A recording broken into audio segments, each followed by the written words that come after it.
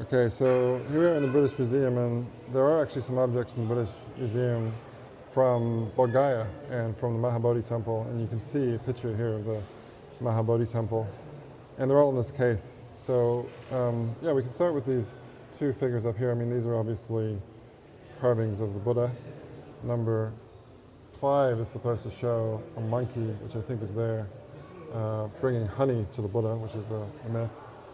And number 6 is described as a plaque that was found on the temple spire of the Mahabodhi Temple during its restoration by the British in the 19th century. That one, number 6, is from the 9th century AD, and this one next to it is from this one, number 6, is from the 8th century, and this one next to it is from the 9th century AD. And if we go down a little bit, what we have is the Enlightenment throne, the diamond throne, and a picture of it, of course, and some lovely things that were found underneath it, gold and offerings of gold and jewelry, gemstones. Now, what we have here are two very small models of the Mahabodhi Temple. So this larger one is only around 10 centimeters high, and they were both probably produced at Bodh Gaya. This tiny one was also found during excavations in Bodh Gaya.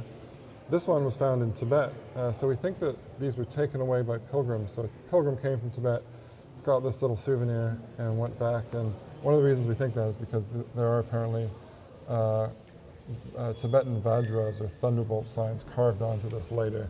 I couldn't really see them myself. I mean, maybe possibly there's some scratches you can just about see on the bottom, but I'm not sure. And finally down here we have these votive plaques. Oh, sorry, I should have said the date of these two. Number 9 is from the 1100s, and 10 is also from the 1100s, so both 12th century. And finally we have these votive plaques, which were probably presented at the temple by pilgrims because that was believed to earn you merit. And what's particularly fascinating to me about these is that you can see on them very clearly the Mahabodhi Temple behind the Buddha with the Amalaka at the top. And on this one too, you can see the Amalaka, not quite as clearly, but pretty clearly.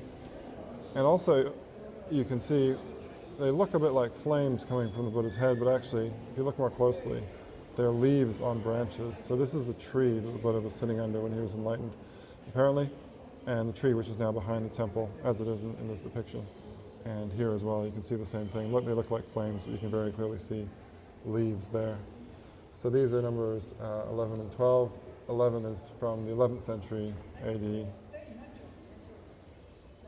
That's that one. And number 12 is older. It's from the 9th century AD. But they're very similar in the depiction of the temple and the tree behind it. So this piece, it says, is from the 2nd century BC, probably. And on this side of this slab, on the other side, that carving is probably from 3 or 4 centuries later. So this one is as old as any sculpture, any stone sculpture in India. And as you can see, it's still in the aniconic stage of Buddhist iconography. So we have the feet of the Buddha, but the Buddha himself, the body of the Buddha, is not portrayed. And it doesn't actually say this on here, on the label there, the caption, but I strongly suspect that what we see here is the Mahabodhi Temple, because what we have here is obviously a tree, and then we have this circular style temple probably, or at least we have a railing here. And this here, I suspect, is the diamond throne. On this railing pillar, we also have scenes that seem to be set in Bodh Gaya. So here you have what seems to be the diamond throne, and here behind it is the Bodhi tree with its trunk and its foliage up here. What we don't seem to have here is any kind of circular temple or any other sort of temple. And the label in the museum suggests that this is probably the river, the Nairanjana River in Bodh Gaya, and you can see there the footsteps of the Buddha, symbolizing the Buddha crossing the river, I guess to enlightenment. So again, this is the aniconic phase when we only see the Buddha's footprints, not the Buddha's body. So here we are in the Victoria and Albert Museum, and I was just passing through, and there's another model of the Mahabodhi Temple in here.